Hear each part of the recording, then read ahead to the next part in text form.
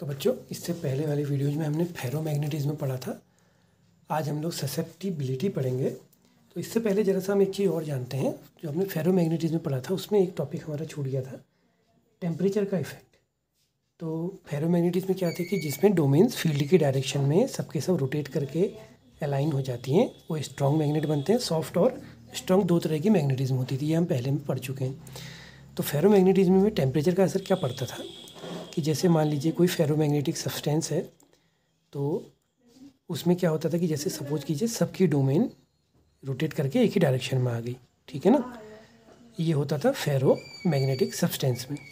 जब आप इसका टेम्परेचर बढ़ाते हैं, ठीक, तो इस टेम्परेचर बढ़ने से क्या होता है कि ये सारी की सारी डोमेन ये कुछ इस तरह की दोबारा से अपने को गेन कर लेती हैं। जैसे सपोज किसी का रोटेशन इधर को हो रहा होगा, कोई इधर को होगी, तो ये दोबारा से उसी को गेन कर लेती है। यानी कि एक तरह से देखा जाए तो टेम्परेचर बढ़ने के साथ इनका मैग्नेटिज्म वीक होने लग जाता है।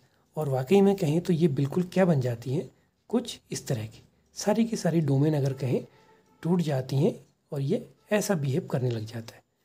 तो जैसे फेरस के लिए ये टेम्परेचर होता है 770 डिग्री सेंटीग्रेड के अराउंड होता है। तो ये किसकी प्रॉपर्टी आ गई, देखो था तो फेरो, बन क्या गया पैरा।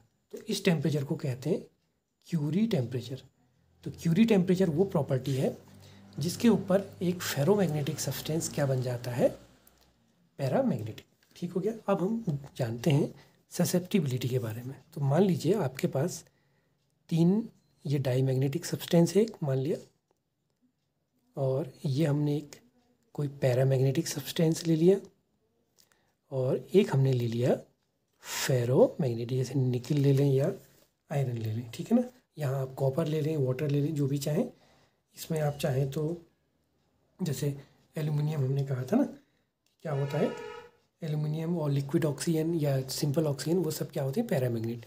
तो जब हम इसमें एक एक्सटर्नल इलेक्ट्रिक फील्ड लगाते हैं, मान लिया मैग्नेटिक फील्ड, माना ये मैग्नेटिक फील्ड है, तब इसका बिहेव क्या होगा। अब इसके बिहेव को जानते हैं। डाई की प्रॉपर्टी हमने क्या पढ़ी थी कि इसके अंदर जो मैग्नेटिक फील्ड आता है, इंड्यूस्ड जो आता है, वो फील्ड को अपोजिट होता है, ठीक है ना। तो इसकी प्रॉपर्टी क्या है कि इसमें अगर हम इंड्यूस्ड कहेंगे तो फील्ड के उल्टा होता है, इस टाइप से। इसमें तो पैरा में फील्ड की डायरेक्शन में होता है, वीक होता है। और इसमें अगर इसको थोड़ा सा मोटा बना दें, इस मोटे का अर्थ है बिल्कुल स्ट्रॉन्ग, तो इसमें फील्ड की डायरेक्शन में स्ट्रॉन्ग होता है। अब बिहेवियर होगा कि ये लाइन्स कैसी होंगी। तो देखिए, इनको बनाना बड़ा सिंपल है। आप ये समझिए कि इसमें क्या होगा, इसमें ये बिल्कुल वीकली होते हैं। जैसे हमने मान लिया कि जो वैक्यूम वाला इलेक्ट्रिक फील्ड है वो B0 ले लिया, यानी कि बाहर वाला जो है। तो जब वो लाइनें इसमें आएंगी तो क्या होंगी, वो ऐसे हो जाती हैं ये, क्योंकि वो क्या हो जा रही है, इसके अंदर वीक है और अपोजिट है, तो वो दूर दूर को खिसक जाती। ठीक, ये तो इसकी बात आई। इसके बाद पैरा में क्या होगा, पैरा में भी फील्ड की डायरेक्शन में होता है लेकिन वीकली होता है। तो उसमें क्या होता है कि हल्का सा ये स्लाइड कर जाती है इस तरह से, बहुत ज़्यादा तो नहीं, बहुत हल्का, इस तरह से थोड़ा सा एक दूसरे के क्लोज आ जाएंगी, ठीक है ना। ये तो ये फील्ड की डायरेक्शन में होगा लेकिन वीकली होगा, ये फील्ड के अपोजिट, ये भी वीकली। और जो आपका फेरोमैग्नेट है उसमें बिल्कुल नज़दीक आ जाती है, इस तरह से बिल्कुल नज़दीक, क्योंकि ये एकदम स्ट्रॉन्ग बन जाता है इस तरह से। तो ये तो बिहेवियर हो गया किसका, मैग्नेटिक लाइन ऑफ फोर्सेस इनमें कैसे बिहेव करती हैं। ठीक हो गया। अब तो इसकी मीनिंग क्या है कि इसके अंदर जो मैग्नेटिक फील्ड आएगा B, ठीक है ना, फाइनल जो आएगा, ये तो B0 था, ये इंड्यूस्ड था। तो नेट मैग्नेटिक फील्ड जो B होगा वो क्या हुआ, वो इन दोनों का क्या हुआ, सम हुआ। यहाँ भी अगर हम कहेंगे तो B इक्वल टू, अगर वेक्टर फॉर्म में लिखा जाए तो B is equal to vector sum of induced, इसको आप चाहें तो IN लिख दीजिए, इंड्यूस्ड हुआ है, और प्लस B0 जो वैक्यूम इलेक्ट्रिक मैग्नेटिक फील्ड है। अब इसमें एक टर्म आता बड़ा इम्पोर्टेंट है, वो टर्म क्या है, अब उसको जानते हैं। वो ये है कि जो ये इंड्यूस्ड मैग्नेटिक फील्ड है, ठीक, वो प्रोपोर्शनल होता है इस एक्सटर्नल या वैक्यूम इलेक्ट्रिक मैग्नेटिक फील्ड के बराबर। तो ये जो मैग्नेटिक फील्ड है, इसको हटाते हैं, आप एक कांस्टेंट लगा लेते हैं इस टाइप का। इसको कोई ची कहता है, कोई जाय कहता है, तो हम इसको जाय कह देंगे, जाय। यहाँ पे कुछ लोग M भी लिख देते हैं, जाय M, यानी कि मैग्नेटिक ससेप्टिबिलिटी कहते हैं इसको। क्या कहते हैं? Magnetic susceptibility. ठीक है, मैग्नेटिक ससेप्टिबिलिटी इसका अर्थ क्या है? सामान्य भाषा में कहें कि समथिंग इज हाउ ससेप्टेबल, जैसे ये बहुत इजीली मैग्नेटाइज है तो इसकी ससेप्टिबिलिटी ज़्यादा होगी। ससेप्टिबिलिटी को आप ऐसे समझिए कि आपने किसी चीज़ को मैग्नेटिक फील्ड में लगा और वो कितनी इजीली मैग्नेटाइज्ड हो जा रही है। तो जो चीज़ जितनी इजीली मैग्नेटाइज हो रही है वो उतनी ज़्यादा ससेप्टिबल होगी। तो इसके लिए ससेप्टिबिलिटी बहुत हाई होगी, इसके लिए कम होगी, और ये अपोजिट हो रहा है तो इसके लिए नेगेटिव होगी। तो जब आप इसकी ससेप्टिबिलिटी कहेंगे तो वो नेगेटिव, इसकी जब कहेंगे तो वो पॉजिटिव लेकिन वीक होगी, और इसकी ससेप्टिबिलिटी पॉजिटिव लेकिन ये क्या होगी? बहुत हाई होगी। तो इसमें तो शायद मुझे ध्यान है अबाउट 10⁻² से 10⁵ की रेंज में, मतलब बहुत स्ट्रॉन्ग हो जाता है।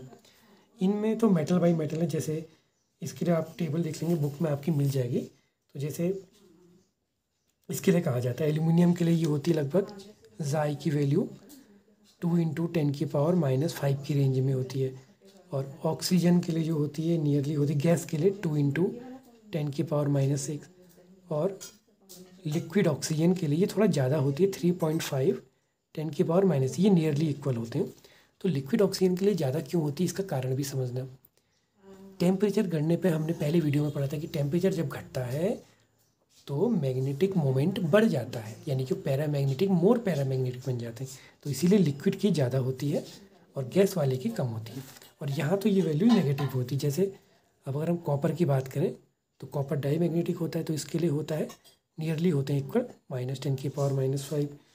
नाइट्रोजन गैस जो होती है उसके लिए होता है माइनस, ये भी लगभग 10⁻⁻5 की रेंज में होता है। तो नहीं सॉरी, ये H2O के लिए होता है, और नाइट्रोजन जो गैस है उसके लिए होती है -5 × 10⁻⁻9 की रेंज। चलिए इस चीज़ को तो कोई ज़्यादा याद करने की ज़रूरत नहीं है, आप इसको बुक्स में टेबल देख सकते हैं। अब एक रिलेशनशिप बनाएंगे हम लोग, क्या बनेगा देखते हैं उसको। तो वो रिलेशनशिप्स हम यहीं से लेके चलते हैं। आपको कंसेप्ट तो समझ में आ गई होगी कि किसका हाई है किसका लो है। यहाँ नेगेटिव पॉजिटिव, लेकिन लेस वैल्यू, यहाँ positive but very high values 10⁻² से 10⁻5 की रेंज में। तो अब आप देखिए फॉर्मूला क्या बनेगा। तो जो बी इंड्यूस्ड था वो इतना आ गया था। अब हम जो नेट फील्ड की बात करेंगे बी की, वो क्या होगा? B0 + B induced. ठीक हो गया। तो ये वेक्टर फॉर्म में B0 ऐसी रहा। कुछ बुक्स में ये B0 को वो लोग H भी लिख लेते हैं, तो कोई प्रॉब्लम नहीं है। कुछ बुक्स वाला क्या करता है, B0 को H भी लेके बनाते हैं। तो आप चाहें तो उसको बाद में H भी ले लेंगे। तो ये बन जाएगा B इंड्यूस्ड क्या आ जाएगा? JM × B0। तो ये फॉर्मूला क्या आ गया कि जो नेट मैग्नेटिक फील्ड इसके अंदर आ रहा है वो क्या आ गया? B0 कॉमन आ गया 1 + JM, या कोई इसको ची भी कहता है, तो इसको जाय कहा जाता है वैसे। तो ये बन गया 1 + JM × B0। और मैंने कहा था आप लोगों के साथ बुक्स में, कुछ बुक्स में इसके लिए H वर्ड भी यूज करते हैं B0 के लिए। तो ये फॉर्मूला ऐसा बन जाएगा। ठीक हो गया। अब इसमें एक छोटा सा पॉइंट और है जिसको और समझना हमने, वो ये है कि इसी से एक नया टर्म और आता है। अब देखो यहाँ समझ जाओ, जाई की वैल्यू इसमें माइनस में आ गई, ठीक है ना, माइनस में आई, और इसमें प्लस में आई तो नियरली ये भी 1 के इक्वल ही हो गया, और इसमें बहुत ज़्यादा हो गई। तो यहाँ पर तो ये 1 को उसमें जोड़ो या घटाओ ज़्यादा फर्क नहीं पड़ता, वो उतने गुना हो जाता है। जैसे आप किसी फेरोमैग्नेट की बात करेंगे तो उसमें 10⁵ होता है, ठीक है ना, इतनी ज़्यादा वैल्यू तक होती है 10⁵2 से लेके 10⁵5। अब आप 1 लाख में 1 ऐड करो कोई प्रॉब्लम नहीं है, आप इसको सीधे सीधे 10⁵5 भी लिख सकते हो, और चाहो तो 1 को ऐड कर लो, इसमें कोई प्रॉब्लम नहीं आती। अब क्वेश्चन अराइज होता है अगला, वो बड़ा इंपॉर्टेंट है कि एक टर्म और आता है यहाँ पे जो हम 1 + JM कह रहे हैं, इसके लिए हम लोग μr भी यूज करते हैं। इसको μr कहा जाता है, यानी कि रिलेटिव परमिएबिलिटी। तो रिलेटिव परमिएबिलिटी के लिए एक फॉर्मूला क्या बन जाएगा? B = जो भी हमने निकाला μRH, तो μr क्या हो गया? B/H, यानी कि किसी कोई भी जो सब्सटेंस है आपने उसको मैग्नेटिक फील्ड में रखा, तो एक्सटर्नल मैग्नेटिक फील्ड डिनोमिनेटर में है और उसके अंदर जो मैग्नेटिक फील्ड आ रहा है वो न्यूमरेटर में है। तो इस दोनों का रेशियो क्या है, रिलेटिव परमिएबिलिटी। तो बच्चों उम्मीद करता हूँ कि ये थोड़ा सा टिपिकल टॉपिक था, आपको समझ में आया होगा। अब हम इसके बाद लास्ट हमारे पास एक टॉपिक और बचता है, कोएर्सिविटी और रिटेंटिविटी। तो वो फेरोमैग्नेटिक के लिए हम पढ़ेंगे नेक्स्ट वीडियो में।